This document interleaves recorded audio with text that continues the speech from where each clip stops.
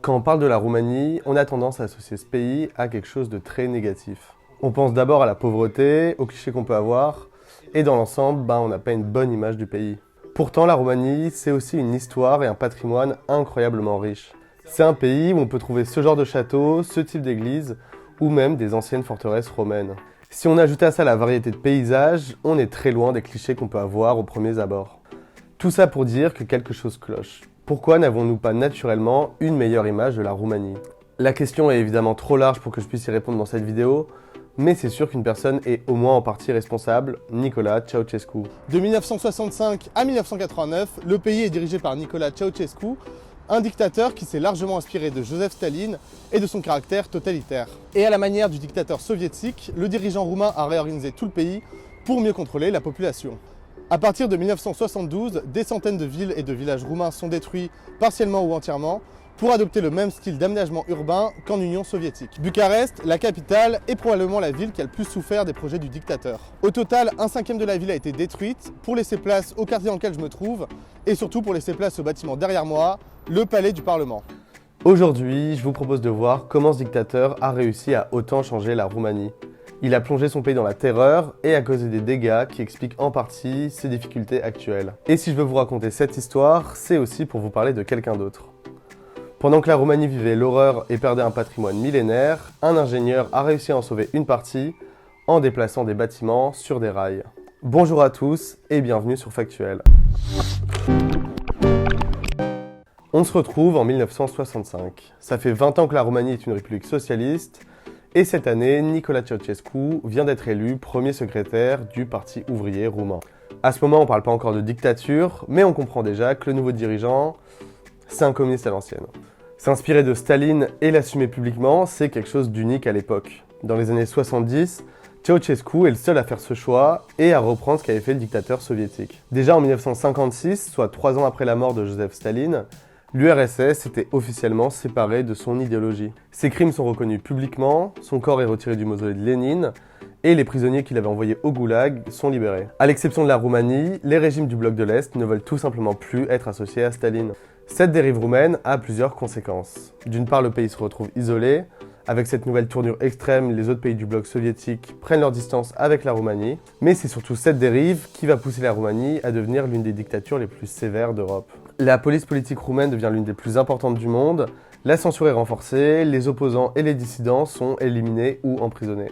En plus de cette inspiration stalinienne, Ceausescu va reprendre ce qui se faisait à l'époque en Corée du Nord. Il visite le pays en 1971 et découvre le Juche. En gros, le Juche, c'est un culte du chef autour du dirigeant coréen et autour de toute sa famille. Et Ceausescu va reprendre ce principe pour l'importer en Roumanie. L'objectif d'une telle propagande, c'est de rendre la critique impossible. En combinant ce qui se faisait sous Staline et en Corée du Nord, le dirigeant roumain a une position incontestable. Personne ne peut s'opposer à lui ou le critiquer. Et c'est une fois qu'il a ce pouvoir qu'il entame la transformation du pays. D'après le discours officiel, Ceausescu veut faire de la Roumanie le pays communiste le plus parfait possible. Pour atteindre cet objectif, il veut réduire les inégalités entre les villes et les campagnes et veut détruire les symboles de l'exploitation du prolétariat par la bourgeoisie.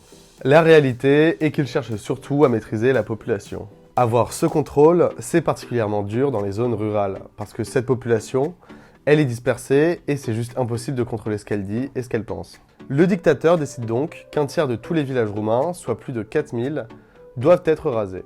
Chacun des villages détruits serait remplacé par un ou plusieurs immeubles.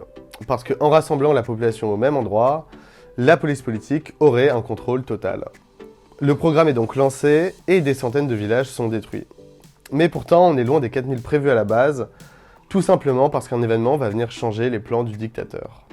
En 1977, un violent tremblement de terre va toucher la Roumanie et plus particulièrement la capitale. Rien qu'à Bucarest, il y a 1400 morts et des dizaines d'immeubles complètement détruits.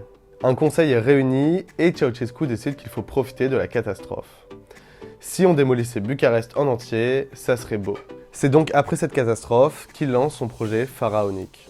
À Bucarest, 500 hectares sont rasés, mais d'autres villes vont subir le même sort. Concrètement, les anciens centres-villes sont détruits, y compris les monuments et les bâtiments historiques, pour laisser place à des avenues très larges, des barres d'immeubles en béton et des édifices monumentaux. C'est à ce moment-là qu'un homme se dit qu'il faut protéger le patrimoine en danger en le déplaçant sur des rails. Je vous présente Eugène Iordachescu. Eugène, c'est un ingénieur qui a une idée géniale. Au lieu de détruire les églises, monastères et autres pour les projets du dictateur, pourquoi ne pas les déplacer?